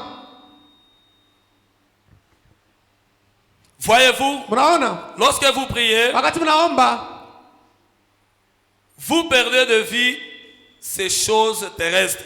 mnapotesha maisha ya. Vous entrez dans un autre monde, Unaingia mdunia ingine, loin au-delà, mbali na et kule. vous continuez sans cesse Na mnaendelea bila kushimama. jusqu'à ce que vous entriez dans sa présence. Paka pale utaingia mwepo yake. Ah, quand nous venons à l'église, Wakati tunakuwa kanisa, nous venons pour prier, tunakuja kuomba. ne sont pas superficiels, Hatuna mayuluyulu. mais nous prions Lakini tunaomba dans l'efficacité mu nguvu afin yote. que nous montons Ndio tupande pour trouver la présence de ndio Dieu. kupata uwepo ya Mungu. Et la foi na imani que vous avez ile uko nayo présentée à Dieu, uionyeshe kwa Mungu. maintenant écoutez. Sasa msikie. Oh Dieu, Mungu, voici le problème. Mwone mambo. Ah. Donc vous venez à l'église, Unakuwa kanisa, vous êtes d'abord superficiel huku wa yulu et vous montez. unapanda. Et quand vous arrivez dans la présence de Na Dieu, unafika mwepo ya à Mungu. ce moment-là, Ile wakati vous commencez à présenter vos problèmes à unaanza Dieu. kuonesha mambo ya Ce n'est pas pendant que vous êtes encore superficiel. Haina wakati ngari Ce yulu. n'est pas pendant que vous êtes encore superficiel. Haina wakati ngari Vous yulu. n'avez pas encore fait l'adoration. Au ya abudu. Vous n'avez pas encore fait la confession. Au ya kiri. Et vous commencez déjà à demander. Na unaanza kuomba. Frère Branham nous dit, Ndio mama tuambia. c'est quand nous entrons dans la Ni dimension wakati tunaingia mwatua. où se trouve Dieu. Ale Mungu eko. En ce moment-là, Ile wakati nous présentons maintenant nos problèmes. tukunaonesha sasa mambo Nous yetu. présentons maintenant nos besoins. Tunaonesha mahitaji yetu. Et au-delà de ça, Na idi ya nous ile devons avoir la foi. inabidi tuwe na imani. Pourquoi? Juu ya nini? Parce que nous parlons des étapes d'une prière efficace. Tunasema yulu ya maombi. Nous ya avons fait une nguvu. petite adoration. Tunafanya kuabudu kidogo. Nous avons confessé nos péchés. Tunakiri madhambi Et yetu. nous avons demandé. Na tunaomba. Après avoir demandé, Kisha kuomba. nous devons avoir la foi. Inabidi tuwe na Parce que nous imani. recevons tout Kwa sababu tunapokea yote. par la foi. Kupitia Et imani. sans la foi, Na bila on ne imani peut pas recevoir. hatuwezi Et kupokea. Frère Branham nous dit, Na ndio maana il y a tuambia des choses. kuko vitu Il viwili. y a des Kuko choses vitu qui viwili. conduisent un être humain. Bebe vinaongoza mtu. C'est soit la foi, Inawezi kwa imani soit les doutes. wala kushakia. Or, les doutes produisent la paix. Nayo kushakia kuna zala boka. Un être humain Mtu est kinimwili. conduit par des choses. Yako mwenye kuongoza vitu Si viwili. ce n'est pas la foi, Kama ina imani c'est les doutes. ni Et kushakia. quand tu as des doutes, Na wakati kuna la kushakia, peur viendra. boka Et mutakuya. quand tu as la peur, Wakati kuna boka, le diable gonfle. shetani atavimba. Parce que c'est quand tu résistes, Wakati unasimama après avoir prié, kisha kuomba, tu demeures dans la unabakia persévérance, muendeleo. tu demeures persévérant. Unabakia Et kuendelea. à ce moment-là, Na pale Dieu est disponible Mungu ako tayari pour te répondre. njoo kujibu. Laisse-moi te dire, Niache nikwambie, même si Dieu n'a pas encore répondu, hata kama Mungu ashajibu, la foi produit la patience. imani inazala Un uvumilivu. chrétien a toujours été patient. Ukristo angelaka wa Frère mvumilivu. Branham nous dit, Ndio maana tembea. Dieu peut t'accorder la Mungu guérison. anaweza kupatia matuzo. Dieu peut te donner la chose que tu Mungu as anaweza besoin. kupatia kitu kile uko nacho Mais lazima. il ne te dira pas quand est-ce que cela va Lakini s'accomplir. sitakwambia siku gani itafanyika. Cela veut dire Ni quoi? kusema nini? Dieu t'a déjà exaucé ta Mungu prière. asakubali maombi Dieu t'a yako. déjà guéri. Acha kutunza. Dieu t'a déjà donné tout ce que tu as Acha besoin. kupatia yote kuna lazima. Mais Lakini pour que cela se kwa manifeste, hiyo mnaone, tu dois être patient. inabidi ukuwe mvumilivu. Souvenez-vous dans la Bible. Kumbuka Biblia. La Bible nous dit quoi? Biblia inatuambia nini? C'est Pierre. Ni Petelo. Si tu dis à cette montagne Anaambia hii mulima avec foi, na imani. si tu ne doutes Kama pas, ushakie. cette montagne fera quoi? Ile mjimbo unafanya C'est nini? toujours dans le Ni futur. mpaka kesho. C'est toujours dans le Mpaka futur. pia kesho. Le problème de Tigotable, Mambo ya pale pale. Dieu est souverain. Mungu ni mwenye Il peut te donner mamlaka. la guérison au même Anaweza instant. kupatia matuzo pale Il pale. peut te donner l'argent au même Mungu instant. anaweza kupatia makuta À pale pale. n'importe quelle heure. Mais sache, Lakini ujue quoi qu'il advienne, yoyote itaweza Dieu kufika. répondra toujours. Mungu Quel que soit le temps que ça prendra, ingawa wakati tabeba. Dieu reste Dieu Mungu anabakia Mungu. et il est Na yako souverain. mwenye Et mamlaka. laisse-moi te Na dire, uyache nikwambie. parfois nous sommes tourmentés par des problèmes. Wengine tu mwenye kuzuru na mambo. Parfois nous sommes tourmentés par des maladies. Wengine tu mwenye kuzuru na De magonjwa. temps en temps. Wakati yote. Et parfois, Lakini mara zingine nous ne reconnaissons pas. atujitambue. Parce que Frère Branham Kwa sababu nous Mungu ametwambia dit, l'ignorance de ce qu'on est, utakujua kile tu uko. c'est une grande malédiction. Ni laana kubwa. Un enfant de Dieu Mtoto wa Mungu doit savoir sa position. anabidi ajue msimamo yake. Souvenez-vous de Shamgar. Mkumbuke na Shamgar. Shamgar Tout le temps, wakati yote il faisait le champ. anaanza kulima Il mashamba. faisait tous les travaux de champ. Anafanya makazi ya Mais au moment shamba. des récoltes, Lakini wakati ya kuvuna c'est à ce ile moment-là wakati que les Philistins venaient. Wafilisti wanaanza kuya. Au moment des récoltes, Wakati ya kuvuna c'est à ce moment-là ile wakati que les ennemis venaient. maadui wanaanza Et quand kuya. les ennemis Wakati viennent, maadui ils wanakuya. ne jouent pas. Ils vous prennent tout ce que vous Beba na avez. baba vyote vilivyo navyo. Toute cette année, Lakini mwaka vous vous êtes sacrifiés. ulinitoa. Vous vous êtes sacrifiés. Ulinitoa. En se sacrifiant, Ulinitoa. vous avez laissé d'autres choses Uliacha vitu vingine. pour un but poursuivi. Ndio kifukuzio moyo. Voilà, nous sommes à la fin d'année. Tuko kumwisho wa Le mwaka. diable vient toujours. Shetani anakuyaka Après kila avoir mara. travaillé, Kisha kutumika. après avoir l'argent, Kisha kuwa na il makuta. t'envoie la maladie. Anakutumia magonjwa. Après avoir travaillé, Kisha kutumika. après anakuwa na makuta, il t'envoie des bandits, anakutumia il t'envoie des épreuves. anakutumia majaribu. Mais ces épreuves t'atteignent, Lakini ile majaribu nakufikia. c'est vrai. Ni mzuri. Parce que la Bible nous dit Biblia inasema que le malheur atteint souvent les justes, ole inakugusa benye mais haki. l'Éternel en délivre Lakini toujours. Bwana ndiye bafungulaka kila Et mara. lorsque Shamgar Na wakati Shamgar s'est retrouvé, alinikuta, lorsqu'il s'est rappelé, wakati je alikumbuka, ne suis pas n'importe qui. kila mtu wote. Pourquoi ces gens peuvent prendre mes histoires? Anasema vitu vyangu. Pourquoi ces gens peuvent prendre mes choses? Ndio maana anasema vitu Après vyangu. avoir travaillé Kisha durement, kutumika tu. après avoir fait tous les Kisha travaux des kufanya champs, kazi yote ya au moment mshamba. de récolte, Wakati ya kuvuna, l'année après l'année, mwaka kila chaque mwaka, année, kila mwaka, seulement au moment de récolte, wakati ya kuvuna, et les ennemis viennent. maadui C'est wanakuja. le moment Ni où je vais acheter même une parcelle, la maladie vient. Magonjwa C'est yanakuja. le moment Ni où wakati je voulais faire quelque chose de bon. unafanya kitu nzuri. Les épreuves viennent Majaribu et yanakuja. ça prend tout Na inabeba l'argent. makuta yote. Laisse-moi te dire, Acha nikwambie. lorsque Shamgar s'est réveillé, Shamgar lamuka. le réveil, personne ne viendra avec. Ulamusho hana mtu atakuwa Mais le nayo. réveil est à nous. Lakini ulamusho uko ndani C'est question yetu. de se Ni reconnaître. mambo tu ya kujitambua. Qui es-tu? Uko nani? Tu es un enfant de Uko H1. mtoto wa Lorsque Shamgar wakati Shamgar s'est rappelé kumbuka que je suis un enfant d'Israël, Siku mtoto wa Israeli. je suis un enfant de la promesse. Mtoto wa Malako. Et lorsqu'il s'est rappelé, Alikumbuka. quelle que soit la quantité des Philistins, Ingawa mwingi ya quelle Mafilistino. que soit la grandeur des épreuves, Ingawa majaribu kubwa. juste les rappels de Shamgar, Katu kumbuka Shamgar s'est rappelé Shamgar alikumbuka. et il a tué 600 Philistins. Kwa 600 Philistins. Avec quoi? Na nini? Avec un aiguillon à bain. Egia. Et aujourd'hui, Na leo. souviens-toi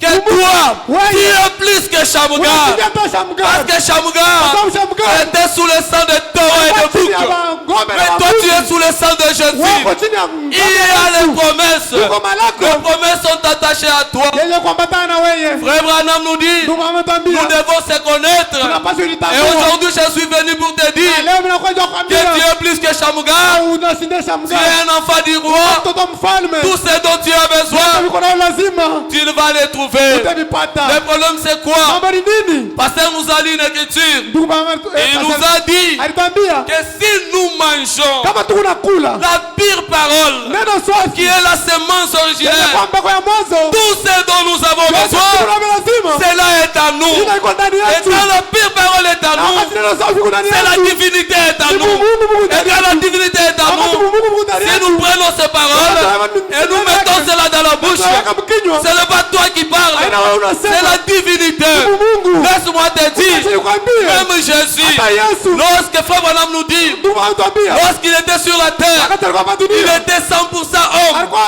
mia Il kwa était mia 100% mtu. Dieu. Hata yeye alikuwa mia Mungu. Quand il a eu faim, Wakati alipata Dieu njaa. ne peut pas avoir faim. Mungu asiwezi kuwa na Là, njaa. c'était un homme. Ule alikuwa ni mtu. Quand il a eu la divinité, Wakati alipata Mungu. quand la divinité a pris maintenant le contrôle, Wakati ni Mungu ulikuwa s'est tenu devant l'arbre alisimama mbele ya mtu. et il a maudit l'arbre. Alilani ile Et mti. quand il s'est retrouvé devant Lazare, Wakati alikuta mbele ya Lazaro. il a pleuré Alilia. comme tout homme Sasa vile mtu parce wote. qu'il avait la chair. Kama kwa na mwili. Il a pleuré, il a pleuré. Mais au moment Lakini où wakati la divinité a pris la prééminence, il s'est tenu debout et il a dit, Lazare, Lazare, sors. Et Lazare est sorti. Et Frère Branham nous dit, tout ce qui était en Dieu, tout ce qui était en Dieu, cela est déversé en Jésus. Et tout ce qui était en Jésus, cela est dans le pouce. Nous avons le pouvoir. Nous avons le pouvoir de bloquer tout obstacle. Nous avons le pouvoir de bloquer tout démon. Le problème c'est quoi? Mambo ni nini? C'est de se reconnaître. Ni kujitambua tu. Que le Seigneur vous bénisse. Bwana Mungu ambariki.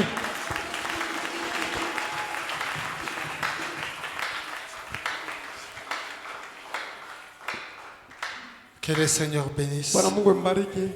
Jacques nous dit, Yakobo anatuambia vous demandez et vous ne recevez pas mnaomba mpokee parce que vous demandez mal. kwa sababu mnaomba mbaya. Donc nous devons bien demander. Kwa sababu tunabidi tuombe Frère Branham vizuri. nous dit que Dieu n'est pas un garçon de course. Ndugu mama anatuambia Mungu ana katoto ka Nous kutuma. ne sommes pas venus ici pour lui donner des ordres à exécuter. Hatukuya hapa ndio tumpatie maagizo ya yeye Nous kuheshimia. sommes venus les supplier. Tulikuwa kumuomba Seigneur, Bwana, toi le Dieu wewe d'Abraham, Mungu wa Ibrahimu, toi le Dieu wewe d'Isaac, Mungu wa Isaac, toi qui avais guéri le wewe poisson, tutakayeposa. regarde mon problème. Angalia mambo yangu. Ne peux-tu pas faire quelque chose? Hawezi kufanya kitu. Nous nous approchons de la bonne manière vers Dieu. Tunakaribia namna mzuri kwa Nous ne Mungu. nous approchons pas devant Dieu Tukaribia mbele ya comme Mungu. si nous nous approchions devant notre domestique. Sasa vile tunakaribia kwa mwenyewe nafaa kazi On doit kwetu. donner des ordres. Tunampatia maagizo. Seigneur, donne ceci. Bwana leta hiki. Seigneur, donne cela. Bwana leta hiki. Seigneur, guéris-moi. Bwana nitunze. Tu n'as aucun droit à Hauna réclamer. daraka ya kulomba. Nous, ce que nous avons à faire, Yote ile tunapaswa kufanya. implorer la grâce du Kulomba tu Seigneur. neema Et Bwana. avant de demander, Na kisha mbele ya on kuomba commence d'abord par reconnaître ce que lui il est. inabidi tujue kile yeko. Regardez même dans la Bible, Mbona tamu Biblia? vous verrez que tous les saints de l'Ancien Utaona Testament, matakatifu bote ba. même quand ils priaient, hata wakati wanaanza ils ne kuomba. commençaient pas par donner des ordres. Hawakwanza kuleta maagizo. Ils commençaient par élever leur Dieu. Kwanza wanaanza kunyanyua. Oh, toi le Dieu Oh d'Abraham, Mungu wa Ibrahimu. toi le Dieu Oh d'Isaac, Mungu wa Isaac. toi qui as fait ceci, Wewe ulifanya hivi. toi le Dieu ceci, Wewe Mungu ulifanya toi hivi. le Dieu de ça, Wewe Mungu ulifanya tu hivi. m'avais fait ceci. Ulinifanyisha hivi. Regarde aujourd'hui, Angalia sasa leo. c'est ça la procédure pour Ndio prier. mwenendo ndio wa Et kuomba. avant de demander, mbele ya kuomba, Seigneur Bwana pardonne-moi. nisamehe. Même Jésus lui-même, Hata Yesu yeye mwenyewe. quand les disciples lui ont demandé de les apprendre à prier, Wakati wanafunzi walimlomba yabafundishe kuomba. Jésus n'a pas commencé à dire, Yesu shikwanze. quand vous vous mettez debout, Wakati tusimama commencez wima. déjà à dire, Wacha tu kusema, Seigneur viens me guérir. Bwana kwa nitunze. Jésus a donné le plan de la prière. Yesu alileta mapa ya maombi. Jésus a dit, Yesu alisema quand vous êtes debout, wakati uko bwima commencez d'abord par dire, anza kwanza kusema notre Père qui es aux cieux, Baba yetu aliye que mbinguni. ton nom soit Jina lako sanctifié, litas- que ton règne vienne. Utawala wako Toute kuja. cette partie-là, Jésus n'a rien demandé. Ile sehemu yote Yesu ashasema Que kitu. ton règne vienne. Utawala yako Que ta kuja. volonté soit faite sur la terre comme au ciel. Mapenzi yako ifanyike duniani wa. Donne-nous maintenant Uitupatie notre pain quotidien. chakula yetu ya kila siku. Pardonne-nous nos péchés. Utusamee Donc, madhambi tu ne yetu. peux pas prier toute une prière Hawezi kwa maombi yote sans demander pardon de tes bila péchés. kuomba usamea dhambi yako. Voilà comment nous demandons mal Ndio namna kani tunaomba et mbaya nous ne recevons na pas. atupokee. Mettez-vous debout. Ushimame wima. Hosanna numéro 90. Combien? Hosanna numéro 90. 90. C'est mon joyeux service d'offrir à Jésus-Christ un vivant sacrifice, mon corps et mon Jésus accepte.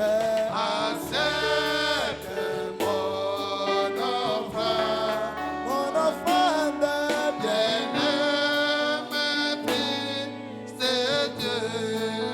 Alléluia. Et que sur moi descende la flamme du Saint. Jésus accepte.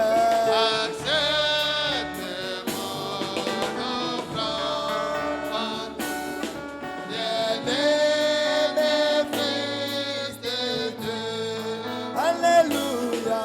Et que sur moi descende la flamme du Saint. J'abandonne ma vie sans regret ni veilleur.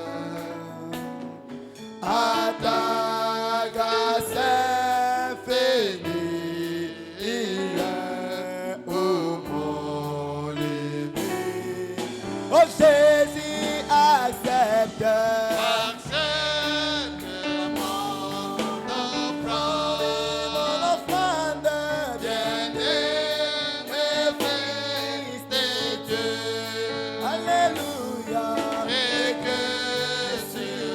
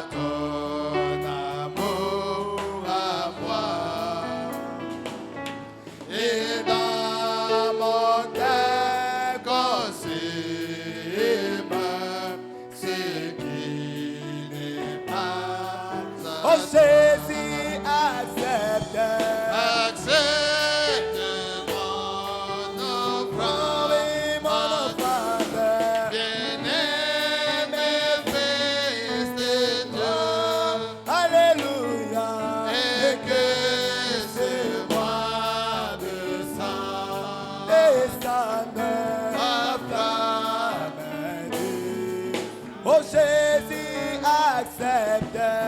Accepte mon Oh offrande. oui, mon offrande.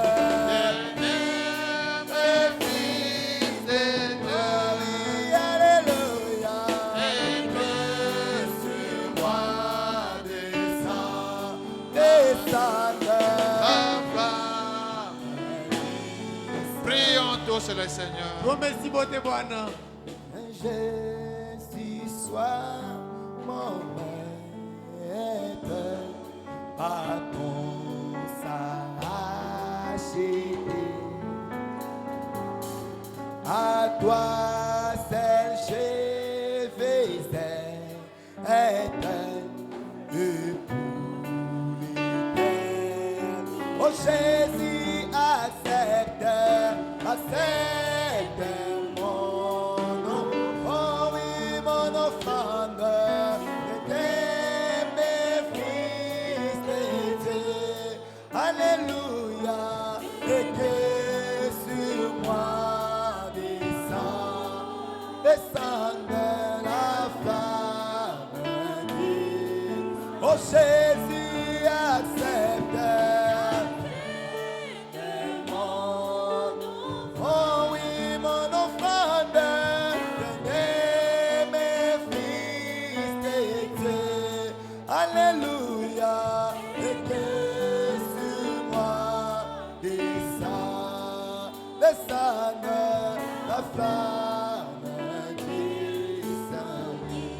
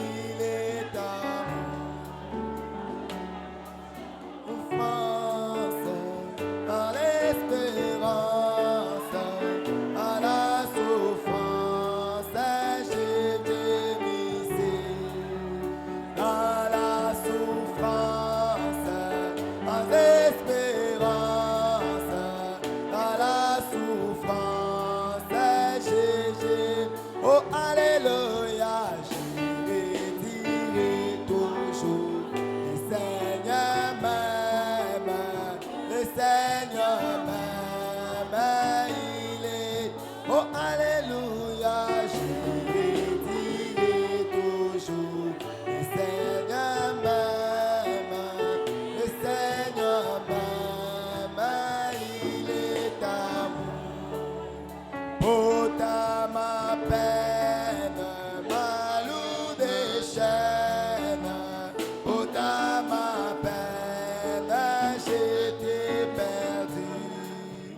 Pour ta ma peine, ma lourde chaîne, pour ta ma peine, j'étais. Oh Alléluia, je vais dire toujours. Le Seigneur m'aime, il est. Oh Alléluia, je vais dire toujours. Le Seigneur m'aime, le Seigneur m'aime, il est amour. Et dans sa grâce, il à ma place. Et dans sa grâce, pris son cher fils. Et dans sa grâce, pris à ma place. Et dans sa grâce, pris son cher. Oh Alléluia, je le dirai toujours. Le Seigneur m'aime, le Seigneur m'aime, il est. Oh Alléluia, je le dirai toujours. Le Seigneur m'aime, le Seigneur m'aime, il est amour. Un sacrifice à la justice, un sacrifice, il verse son fruit. Un sacrifice à la justice, un sacrifice, il verse. Alléluia, je le dirai toujours. Le Seigneur m'aime, le Seigneur m'aime, il est. Oh Alléluia, je le dirai toujours. Le Seigneur m'aime, le Seigneur m'aime, il est amour. Le poids immense de mon enfance, le poids immense Thomas c'est lui. Le poids immense de mon enfance, le poids immense Thomas. Alléluia, je le dirai toujours. Le Seigneur m'aime, le Seigneur m'aime, il est. Oh Alléluia, je le dirai toujours. Le Seigneur m'aime, le Seigneur m'aime, il est amour. S'il est calvaire, loin de son Père, si le calvaire, il va mourir. Sur le calvaire, loin de son Père, sur le calvaire, il va. Oh Alléluia, je vais dire toujours. Le Seigneur m'aime, le Seigneur m'aime, il est. Oh Alléluia, je vais dire toujours. Le Seigneur m'aime, le Seigneur m'aime, il est amour. Il purifie toute ma vie, il purifie avec son sang, il purifie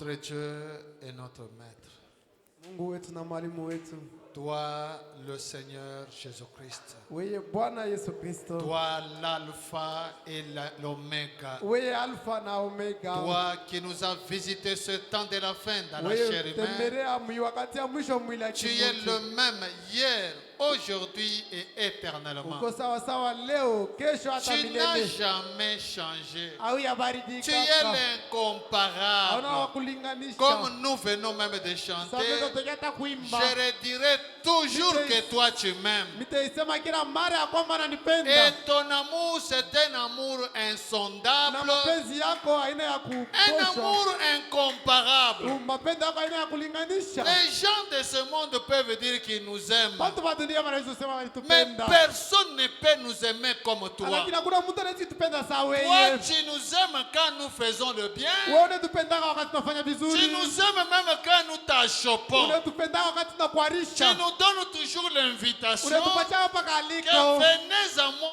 tel que vous êtes. Kuya kwangu mpaka vile Mungu. Seigneur, ce soir, Bwana hii magharibi. malgré nos erreurs, Ingawa makosa yetu. malgré nos péchés, Ingawa madhambi yetu. malgré nos iniquités, Ingawa maovu yetu. nous sommes venus vers toi tel que nous sommes, Tunakuwa kwako papa. mpaka vile tuko. Alors Jésus-Christ notre Dieu, Na Yesu Kristo Mungu ne nous wetu. regarde pas comme un grand juge qui doit regarder un Usituangalie kama coupable. maamuzi mkubwa Parce que nous n'avons aucune bonne œuvre à te présenter. Hatuna matendo mzuri ya Souviens-toi, Jésus-Christ notre Kumbuka Dieu, Yesu Kristo Mungu que wetu. tu étais mort au calvaire. Ulikuwa Kalvari, C'était pour ôter nos péchés. ilikuwa kutosha C'est madhambi pourquoi yetu. notre prière ce soir Maana maombi yetu est ya que tu asubuhi. nous regardes Ndio au utuangalie. travers du sang que tu avais versé au Kupitia calvaire. damu yenye ulimwanga Parce que Kalvari. Branham nous avait Sababu Branham dit alituambia, que quand tu nous regardes unatuangalia, au travers du sang de Jésus, kupitia damu ya Yesu, tu nous prends blanc comme la neige. unatuona mweupe sasa Alors luji. Seigneur Jésus, Naye Bwana Yesu à Kristo, cause de l'œuvre du calvaire, kupitia kazi ya Kalvari, pardonne nos manquements, samehe makosa yetu. pardonne nos transgressions, Samehe maovu yetu. pardonne même nos iniquités. Samehe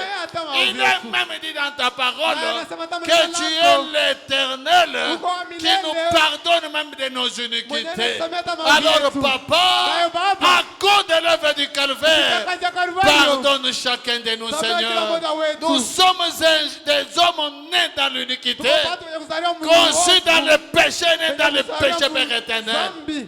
Alors pardonne-nous, Père de Naye gloire. utusamehe Baba watukufu. Pardonne chacun de nous. Samehe kila mmoja wetu. Et regarde maintenant, papa, Angalia que Baba. nous avons crié à toi. Tulilalamika Mon kwako. frère a crié vers Ndugu yangu toi. analalamika Ma kwako. soeur a crié vers toi. Ndugu yangu analalamika Chacun kwako. de nous, nous avons crié à Kila toi, mmoja wetu Seigneur. analalamika Père kwako. de gloire, Baba watukufu. si nous sommes venus à toi, Kama tulikuwa kwako, c'est parce que toi-même, kwa sababu wewe mwenyewe de bon gré, tu nous avais kupenda promis. kwako ulitulaka. Tu avais dit Ulisema que tu vas pourvoir à tous nos besoins. utayarisha mahitaji yetu yote. Seigneur, ce soir, Bwana, hii magharibi nous avons des besoins innombrables. tuko na mahitaji ya mingi. Le temps nous manquerait d'énumérer tout ce qu'il y a comme besoin. Wakati tukosa njoo tuseme yote. Nous avons des besoins spirituels. Tuko na mahitaji ya kiroho. Nous avons des besoins matériels. Tuko na mahitaji ya Nous kimwili. avons des besoins financiers. Tuko na mahitaji ya mafuta. Seigneur, tous ces Bwana, besoins-là, ile mahitaji nous yote sommes incapables de subvenir à ces hatuna besoins-là. na uwezo ya Mais kuipata.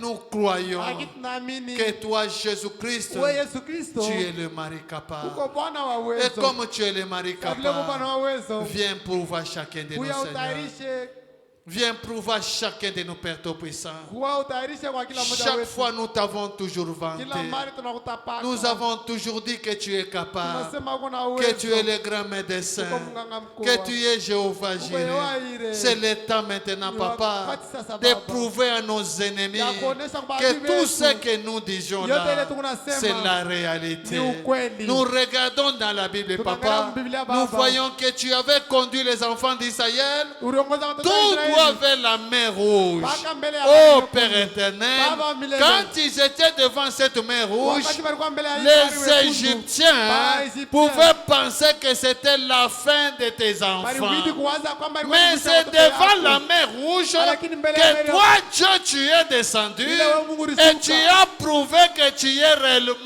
Na ulionyesha Dieu. kwamba uko Mungu. Et Branham nous avait Na Branham dit alituambia, que tu es l'éternel, uko wa milele, le Dieu capable Mungu wa uwezo, de faire ce que les hommes sont incapables capable de Kufanya faire. kile Baba Et hawezi ce kufanya. soir, Papa, tu es toujours ce même Dieu, la Uko Père kama Mungu éternel. moya ule. Il y a des maladies que les médecins sont capables de donner comme solution. Mais toi, tu es capable de le faire. Alors je t'en prie, Seigneur, Nakulomba. touche tes enfants qui sont malades. Gusa watoto yako magonjwa. Accorde-les la guérison. Wapatie matunzo. Peu importe le nom de la maladie, accorde la guérison, ça sera pour ta gloire à toi, Seigneur. Même les maladies que les médecins ont dit incapables, toi tu es capable, Papa. Touche les malades, Gusa magonjwa. accorde-les la guérison. Wapatie matunzo. Il y en a, Papa, Uko bale qui ont des difficultés dans leurs wenye affaires. kuwa na mambo Il y en mashara a qui yapo. ont des difficultés dans leurs travaux, Uko Père bale beko na éternel. mambo mashara yapo. Jésus-Christ, notre Dieu, Baba Yesu Kristo. tu es la solution. Wewe ndio jibu. Descends, Père Tout-Puissant. Shuka. Manifeste-toi, Père Ujioneshe, éternel, Baba pour milele. que nous ayons de nouvelles Tuwe témoignages. na mashuhuda ya sasa. Parce que Jésus-Christ, notre Dieu, Kwa sababu Yesu Kristo tu Mungu es wetu. le Jésus. Uko ule uko. Père de Baba gloire, utukufu. ce que tu avais fait, Kile ulifanyaka. tu es capable de le faire Uko na uwezo encore. tena ya kuifanya. Alors, Père de Na gloire, Baba utukufu. nous savons que tu avais donné des solutions, Tulijua kwamba uleta mais ce majibu. soir, Na nous magharibi. voulons que tu donnes encore des Tunapenda solutions. ulete tena majibu. Pour ceux qui ont besoin du Wabale travail, beko lazima na donne-leur kazi. le travail. Wapatie Pour kazi. ceux qui ont besoin du baptême du Saint-Esprit, accorde-leur le baptême du Saint-Esprit. Pour ceux qui ont besoin même d'argent, Wabale beko lazima tana tu pesa. es Jéhovah Jireh. Uko Yowaire. Jésus notre Dieu, Yesu Kristo Mungu tu as wetu. écouté les cris de chacun de Unasikia nous. maombi ya kila mmoja Maintenant, wetu. nous nous attendons Sasa à la tunarichunga. manifestation de ce que nous avons Mukonekanika kwa demandé. vile tunaomba. Parce que tu n'es pas le Dieu des Kwa sababu hauna bas, Mungu wa tu bali. es le Dieu d'Élie. Uko Mungu wa Tu Elia. es celui qui écoute Uko ule et anasikia tu es hapa. celui qui exauce. Uko tena Tu ule as écouté anafalaka. le cri de chacun de Unasikia lalamiko ya nous. kila mmoja wetu. Exauce maintenant, Seigneur. Kubali sasa. Ça sera ta gloire à Itakuwa toi. utukufu yako. Ça sera notre joie Itakuwa furaha éternelle. yetu. Maintenant, Papa, Sasa, Baba, que nous sommes arrivés à la fin de la tunafika réunion, mwisho wa mkusanyiko. je t'en prie, Seigneur, Ninakulomba. bénis ton serviteur par qui tu nous as Bariki parlé. mtumishi wako ambaye Bénis ulisema son nasi. ministère, Bariki huduma bénis yake. sa famille, Père Bariki éternel, jamaa yake. bénis tout ce qu'il fait pour toi, Bariki yote ile Papa. unafanya. Jésus, notre Dieu, Yesu Kristo Mungu regarde wetu. même tes enfants qui sont venus ce Angalia soir kama en ces watoto yako lieux. walikuwa hapa hifadhi. Ils ont abandonné des maisons, Waliacha manyumba ils yako. ont abandonné les travaux. Waliacha makazi Il y en a yako. qui étaient au travail qui ont abandonné walikuwa makazi pour waliacha. venir en ces lieux, Seigneur. hapa hifadhi. Mais ton prophète nous a Lakini dit, Mungu alisema, derrière chaque sacrifice, il y a une Nyuma bénédiction. ya toleo yote kukubaraka. Alors honore cette promesse, la Père Heshimia ile éternel, malako. pour que chacun de nous soit béni Jua kila mmoja à atabarikiwa. cause même de ces sacrifices qu'il a Kupitia hata consentis, ile toleo Seigneur. ile alifanya. Père de gloire, Baba utukufu. bénis-nous, Papa. Utubariki. Bénis tes enfants, Bariki Seigneur. watoto yako. Pendant que nous allons quitter cet endroit pour rentrer à nos maisons, Wakati tunaanza kutafuta kutoka hapa njoo kwenda que kwenye tes nyumba yetu. bénédictions nous Mabaraka accompagnent. yako itusindikize. Que tes anges nous Mabaraka accompagnent. yako itusindikize. Si tu peux accorder la grâce, Kama unaweza leta que nous neema. puissions encore nous rencontrer demain. Tukutane tena kesho. Seigneur, ça sera ta gloire. Bwana itakuwa utukufu Ça sera yako. notre joie. Itakuwa furaha. Ainsi, nous nous confions seulement à Hivi toi basi tunalitumainia et demandons kwako. ce peu de mots Tunalomba misemo dans le kidogo. nom puissant Mujina la de uwezo. notre Seigneur Mujina la Bwana. et Sauveur Na Jésus-Christ. Mwokozi Yesu Kristo. Amen. Amen. Que Dieu bénisse chacun.